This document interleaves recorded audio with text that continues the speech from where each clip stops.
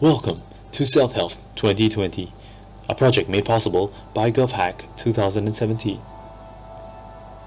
Even in our modern day and age, finding the right health services can be a challenge. If the service is displayed, written or visually in a language that is not native to the viewer, the problem is further exasperated. Self Health 2020 aims to deliver an easy interface for users to find the nearest health service. For each search, data will be collected to identify demand. This information will be gathered to help health service providers identify new locations to establish services and programs for those in need.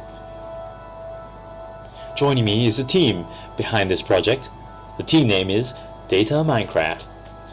First, we have the team captain, Mr. Chong-Yee, followed by his lead programmer, Mr. Chai-Wei, and their two marketeers, Mr. Benjamin and Miss Alison. Now, on to the project.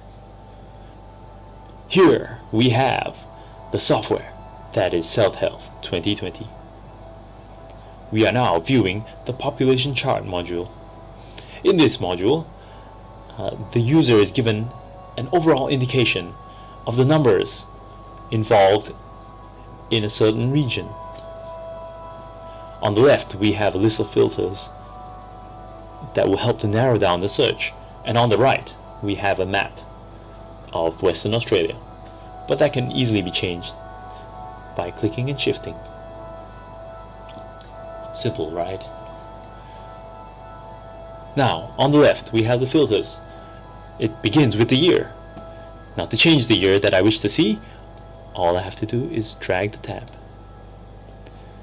The same goes for age. I can change the age range, like so.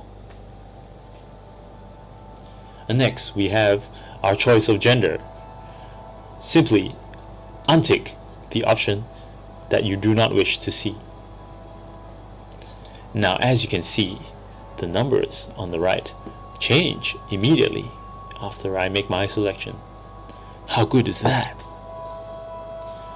And below that, we have the type of language spoken at home. Now, this refers to the primary language and would therefore assume that English is not their first language. And finally, we have the data set that we wish to display.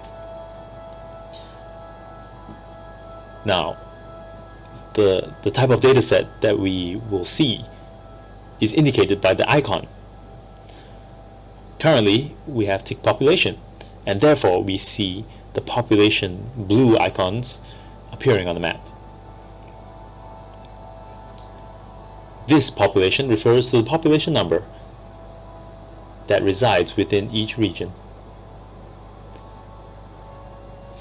Now, if I wish to see the number of people that speak the chosen languages in this region, I simply tick the box. It's like candy falling from the sky. Now, we have an indication of the numbers. And lastly, if we wish to see the number of aged care services that are available in that region, we simply tick the box. Oh yeah. Now, if we wish to zoom in on a certain region, we simply click the zoom in button, like so. So as you can see, if you hover over the icons, it will tell you what they mean.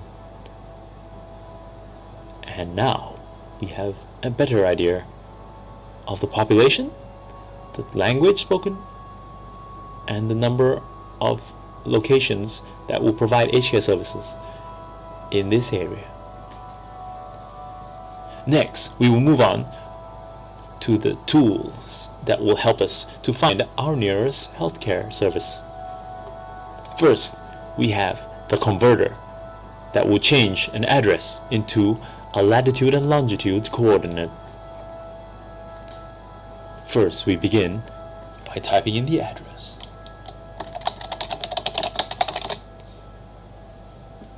And selecting the suburb and country. Next, we click Convert.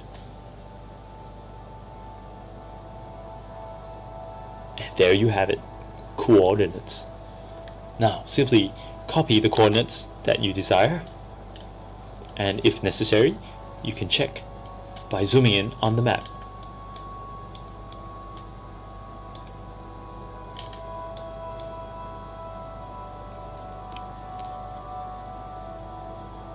Next, we go to the nearest aged care provider module.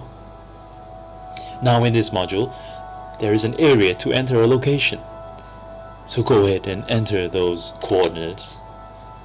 And below that, we have a dial to change the distance from the selected location. So by selecting 15, I'm indicating that I wish to see aged care services within a 15-kilometer radius.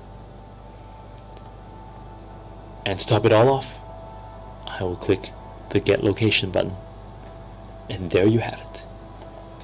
Health of the future. Thanks for listening. Find your software solution at Chartech.